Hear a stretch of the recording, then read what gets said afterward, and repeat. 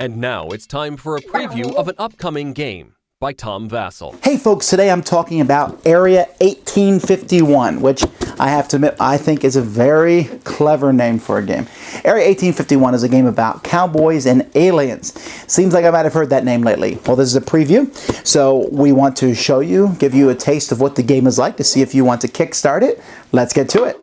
As I do with my prototypes, I must stress very greatly that this is in prototype form. This game really is going to depend a lot thematically on the artwork on the card, and as you can see, the artwork is not done yet. But the game itself is very sound, and that's what I'm here to explain. The game is cowboys and aliens in a sense. And there's three different groups of people. You have the red color, which stands for the people in town or used to the final things in life. The blue people are like the survivalists out in the desert and such, and the green people are the aliens who have shown up.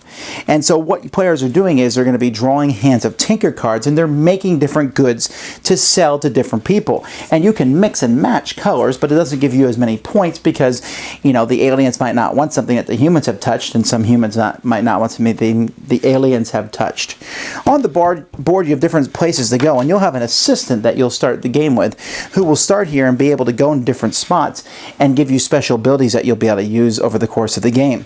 There's a deck of event cards that keeps track of how many turns you have, and some of the event cards will eventually bring out multiple assistants so that you can move these assistants around, and some of these actions do better things if you use two assistants to work on them. At the beginning of each turn, after players have drawn an event card to see whatever might happen, and different things will happen on turns, players are going to roll some four-sided dice, and they're going to look at the values of these dice. If you've never seen one of these before, on this particular die, you look at the bottom number. So this one here has rolled a 2. And you will take those numbers, and then each player has 2 action points that they will use to do different things. Now, most of your action points are going to be in putting out a device. So, for example, here, if I want to build a waste deconstructor, I need to have a 4 on a die or dice. So 2 2s would work, or a 4. So I would be able to place that. I could also upgrade a device. I can make this waste deconstructor translucent.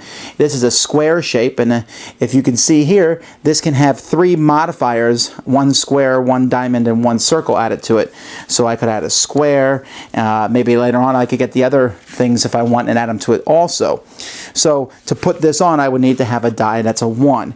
And you can see this one here, brightly colored. If I want to put that on, I would need an 11. Now, don't think that the higher numbers and lower numbers are really much of a difference from each other in the sense of harder to get, because you will take these dice and sometimes you'll have high rolls, which will help you with putting higher number modifications on, and other times low rolls, which help you with a lower modification. You can also discard a card from your hand to modify a die that you've rolled by 1 in either direction. Players can also take cards from the hand and put it down in a scrap heap in front of them. Scrap heaps are used for different things over the course of the game, kind of a way to save cards and such, or sometimes you can spend cards from your scrap heap. At the end of a turn, a player is going to take their whole hand of cards and pass it around a table.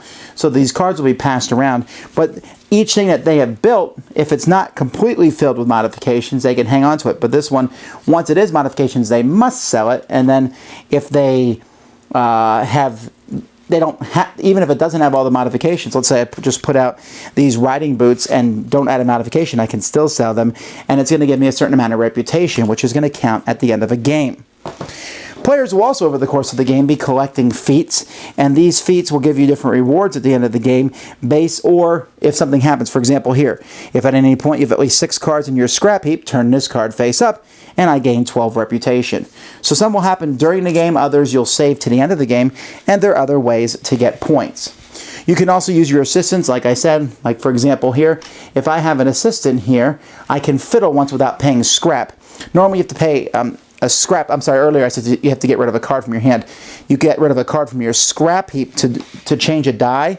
Here, if I have an assistant who I can use him here to fiddle without paying the scrap. So I can modify die roll without using a scrap card. And if I had two assistants here, I could re-roll and reuse any number of my dice once per turn. Over here, I can change a card from my hand with one from my scrap heap, or discard a scrap and fabricate a gadget or attach a modification from your scrap heap. Here I can discard a tinker card and draw 2, or gain 1 more action point. Over here, I can just get points for putting dice there.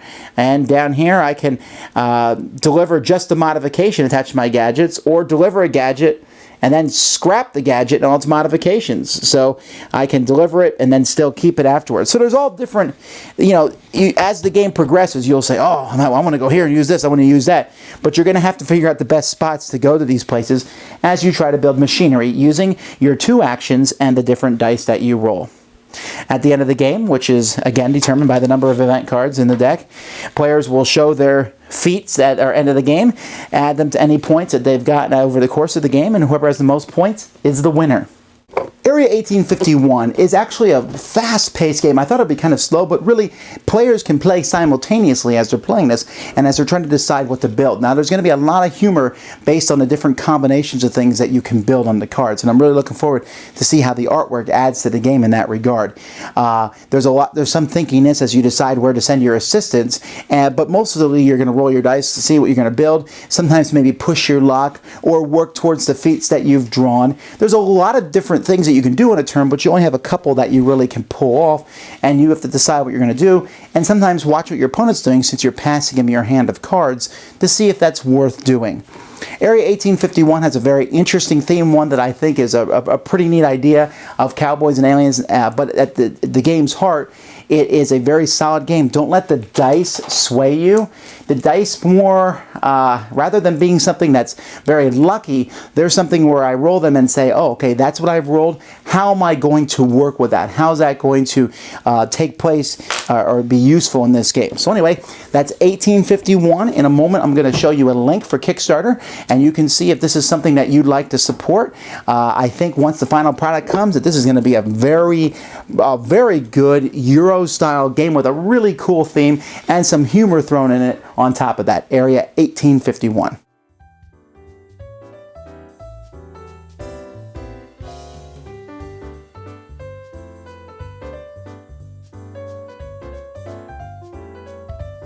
Thanks for watching our review today. For more information about board games, as well as the #1 board game audio podcast, check out Dicetower.com for reviews, interviews, and more. I'm Eric Summerer, and you've been watching The Dice Tower. Yeah.